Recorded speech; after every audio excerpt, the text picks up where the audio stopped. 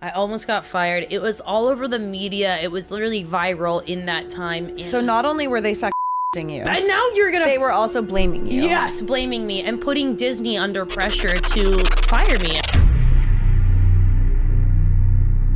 The Disney network is disgusting for what they've done to Bella Thorne. She was exploited by them her entire childhood. Executives would threaten her to live a certain way or become blacklisted in the industry, all while she was being touched by a creep living in her own home. So let's get into it.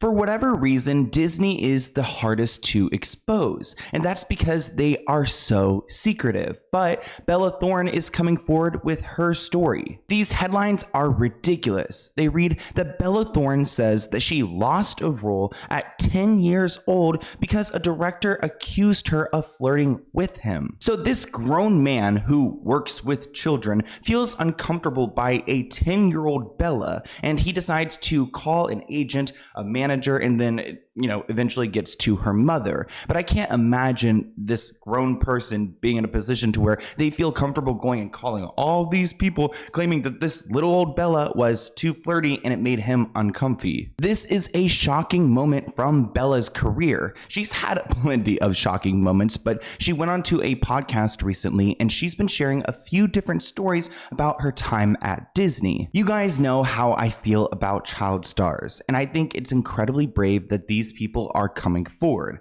I mean, Bella claims that she didn't even really want to be an actress. She was kind of work out for Bella, but it doesn't work out for everyone. And I think it's interesting hearing her tell the story because we're always told that these child actors have teachers. They're taught, a standard education. Even though they are working all the time, they somehow have a teacher on set teaching them these things. But that's not true, and we could tell from Bella's story she was uneducated, which I think is against the law. But let's get back to this director. I really wish we knew who he was, but Bella didn't name drop. But supposedly she went to this audition, she read for the role, and then she went along her way. There really wasn't time for her to go and act flirty as a 10-year-old. Even saying that out loud sounds so bizarre because there's no 10-year-old girl acting like this. There's something in this guy's mind that made him, perceive this way and then confidently go and talk about it to all. This just speaks to how these people's minds work and when they look at children and when they work with children and interact with them. And I can't imagine how Bella felt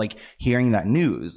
Was her mom mad at her, or was she the person to blame for not getting this job? Now she's not earning this money because she was too flirty in the session. I also find it hard to believe that Bella would be alone in a room with this director.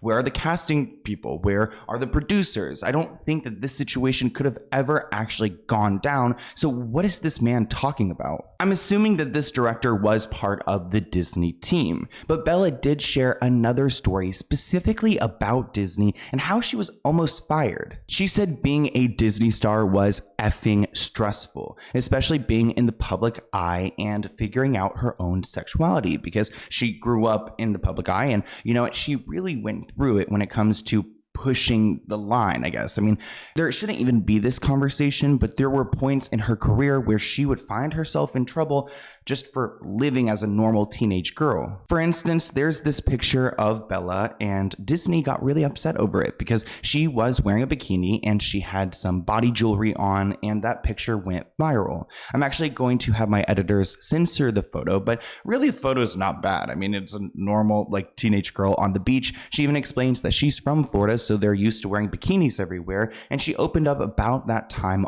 on this podcast. But then when she's living her life at the beach, they require her to wear shorts and a t-shirt. And I think it's just a little bit ridiculous to overly monitor her because none of these guy Disney stars are going through this. And Bella claims that she thinks about these moments every single day. She questions herself. What did I do wrong? Am I at fault here? She's pretty much walking on eggshells when it comes to any career opportunity because of how Disney set her up for failure. In this next clip, Bella opens up a little bit more about the impact of this on her for Bella because I can't even imagine how her brain works because when you go through these situations, it truly changes how you view situations, how you operate in your life. And it's not like she just had problems at Disney. She had a lot of problems at home as well. I've made a whole video about this, so definitely go and watch it, because pretty much there was a family friend that like grew up with Bella, and like ever since she was a little kid, she was harmed and touched by this person. If I remember from my past video correctly, this guy was like a family friend, like someone they took on vacations that they spent all of the time with. And supposedly from the ages of 6 through 14, he was doing things to her that were disturbing, stuff that she's opened up about. And I can't imagine how that like coincided with her career at Disney. And there's no denying that this has definitely changed how she views herself and how she puts herself out there, because there have been different, I guess, wants and desires from these agencies, from her own personal life, that pull on these strings and make it difficult for her to determine what's okay and what's not okay. And I think that's why a lot of celebrities rebel and they adopt this overly like sexual persona, because they don't know how to ultimately please people. She was quoted saying, "I feel like I've rocked the word sex for a long time, and I always keep rocking this word because it's what's been put on me since I was so little. And yet it's still something I've taken so much of my own power back by owning that word." What she's saying there reminds me a lot of what Britney Spears has shared before, because it was put on her for so long that she kind of like took this and owned it. So I want to hear what you guys think in the comments below. Here's my email if you have any other video ideas for me. Let's go ahead and open this P.O. Box package item, and make sure you guys are subscribed to my podcast channel. It's coming out very soon. This one is from Kat Roberts. So let's go ahead and see what they sent. And if you guys want to send me anything, no pressure at all, but my address is listed below.